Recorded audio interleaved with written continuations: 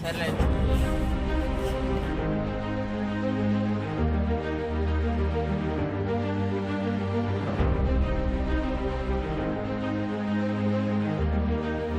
PDSU 23వ రాష్ట్ర మహాసభలు నెల్లూరు నగరంలో పీడీఎస్యు జిల్లా అధ్యక్షులు ఎం సునీల్ ఆధ్వర్యంలో పీడీఎస్యు 23వ రాష్ట్ర మహాసభలు ఘనంగా నిర్వహించడం జరిగింది.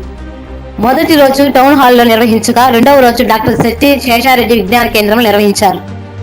సునీల్ మీడియాతో మాట్లాడుతూ మోడీ తెచ్చిన నూతన జాతీయ విద్యా విధానాన్ని ప్రతిఘటించి త్రిప్పికొట్టాల్సిన కర్తవ్యం మన అందరి మీద ఉందని, అందుకోసం విశాలమైన ఐక్య విద్యార్థి ఉద్యమాన్ని నిర్వహించాలని, అందుకు అవసరమైన కర్తవ్యాలను రూపొందించుకోవడానికి 23వ రాష్ట్ర మహాసభలను నెల్లూరులో నిర్వహించుకుంటున్నామని తెలిపారు.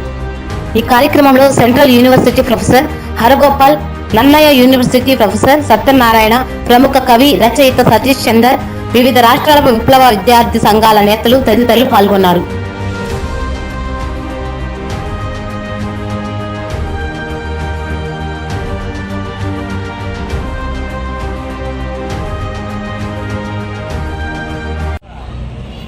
నా పేరు సునీలు, పీడీఎస్యు నెల్లూరు జిల్లా అధ్యక్షులు.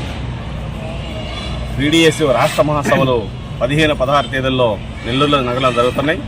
ఎందుకోసం అంటే ఈరోజు రాష్ట్రంలో కానీ దేశంలో కానీ విద్య వైద్యం అనేది ప్రైవేట్ కార్పొరేట్ చేతుల శక్తులు మిగిలిపోయింది.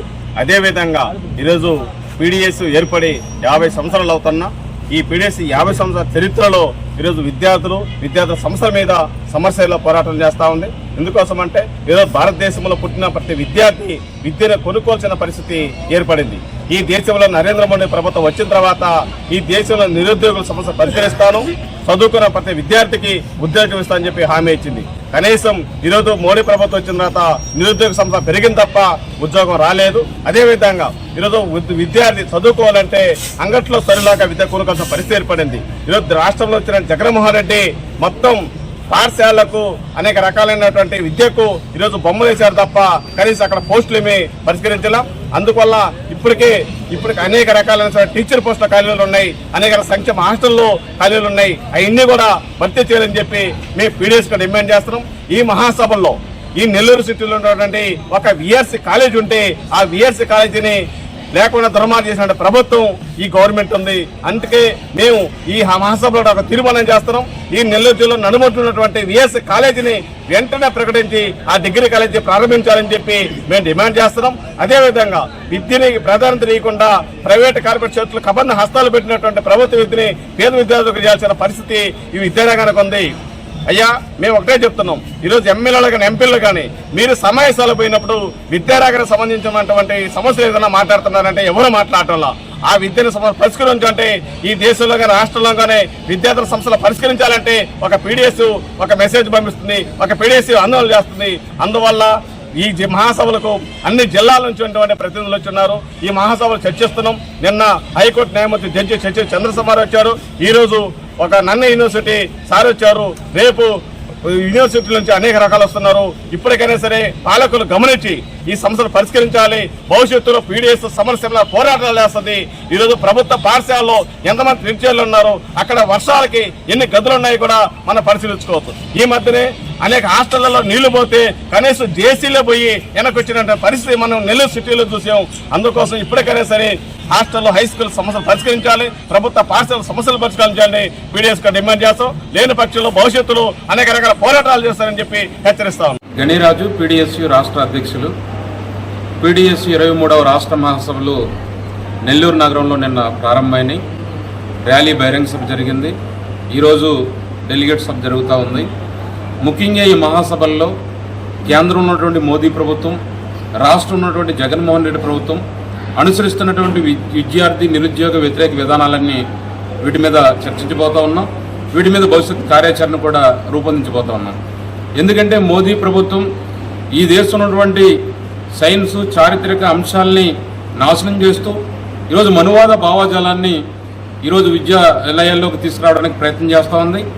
దాంట్లో భాగంగానే డార్విన్ జీవపరిణామ సిద్ధాంతాన్ని, మొఘలుల చరిత్రని, భగత్ సింగ్ చరిత్రని, పీరియాడిక్ టేబుల్ని వీటిని పాఠ్యాంశాల నుంచి తొలగించి వేసింది. ఇప్పుడు మనువాద భావజాలకు సంబంధించినటువంటి అంశాలని ఈరోజు పాఠ్యాంశాల్లో చేరుస్తూ ఉన్నారు. అంటే విద్యార్థుల మెదల్ని ఈరోజు అశాస్త్రీయ భావజాలంతో నింపడానికి ఈరోజు బీజేపీ ప్రభుత్వం పెద్ద ఎత్తున కుట్ర చేస్తూ ఉంది.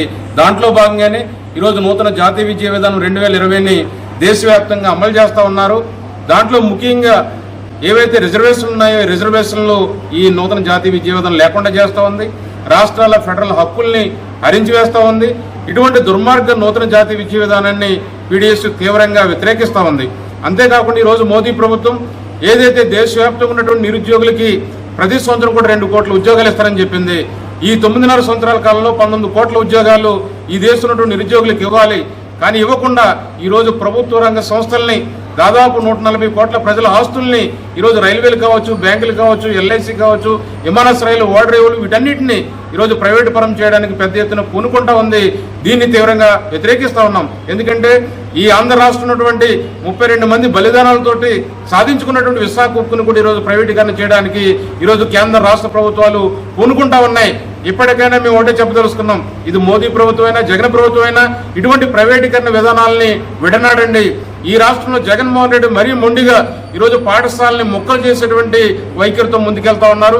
ఇప్పటికే 10+2+3 ఉన్నటువంటి సిస్టాన్ని మరి 5+3+3+4గా మార్చారు. 6 పాఠశాలగా మార్చారు. ఇప్పటికే 3-4 తరగతుల్ని హై స్కూల్స్ లో విలీనం చేస్తా ఉన్నారు. 4200 ప్రాథమిక పాఠశాలని ఈరోజు మూసేశారు. నాడు నేడు పేరుతోటి వేల కోట్ల రూపాయలు ప్రజాధనాన్ని ఖర్చు పెట్టి ఈరోజు పాఠశాలని ఈరోజు గ్రామాల్లో ఖాళీ ఉంచేటువంటి ఒక పరిస్థితికి నెట్టబడతా ఉంది. అంతేకాకుండా ఈరోజు 9600 పాఠశాలలు ఏకోపాధ్యాయ పాఠశాలగా నడుస్తూ ఉన్నాయి. మరి ప్రభుత్వం చెప్పింది ప్రతి సంవత్సరం డిఎస్సీ వేస్తామని, జనవరిలో జాబ్ క్యాలెండర్ వేస్తామని, అలాగే రాష్ట్ర వ్యాప్తంగా నాడు ఖాళీగా ఉన్నటువంటి 2,35,000 ఉద్యోగాల్ని భర్తీ చేస్తానని జగన్మోహన్ రెడ్డి గారు 2019 ఎన్నికల్లో పాదయాత్రలో చెప్పారు. ఈరోజు మాట్లాడుతూ ఉన్నారు ఆడుకుందాం ఆంధ్ర అనే పేరుతోటి మొత్తం ఈ రాష్ట్రంలో ఉన్నటువంటి నిరుద్యోగ యువతని మోసం చేసేటువంటి ఒక వైఖరితో ముందుకెళ్తా ఉన్నారు. ఈ 4.5 సంవత్సరాల కాలంలో మరి పోస్టులు ఎందుకు భర్తీ చేయలేదు? మరి ఈరోజు ఎన్నికలు ముందు ఈరోజు 897 గ్రూప్ 2 పోస్టులు భర్తీ చేస్తామని, 81 గ్రూప్ 1 పోస్టులు భర్తీ చేస్తామని ప్రకటన ఇవ్వడంలో ఉద్దేశం ఏంటి? అందుకని మేము చెప్తూ ఉన్నాం, ఈ పీడీఎస్ విద్యార్థి సంఘంగా రాష్ట్రంలో ఖాళీగా ఉన్నటువంటి 2,50,000 ఉద్యోగాల్ని భర్తీ చేయండి. అదే క్రమంలో మీరు ఇచ్చినటువంటి హామీ ఏదైతే ఉందో కేజీ నుంచి పీజీ వరకు ఉచితంగా విద్య అందిస్తామని చెప్పారో దాన్ని అమలు చేయండి.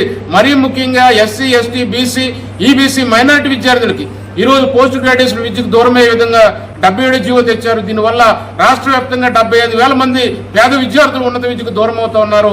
ఇప్పటికైనా 77 జీవోని రద్దు చేయండి. ఈ విధంగా విద్యారంగ సమస్యలన్నీ కూడా పరిష్కారం చేయండి అని ఈరోజు రాష్ట్ర ప్రభుత్వాన్ని మేము డిమాండ్ చేస్తా ఉన్నాం.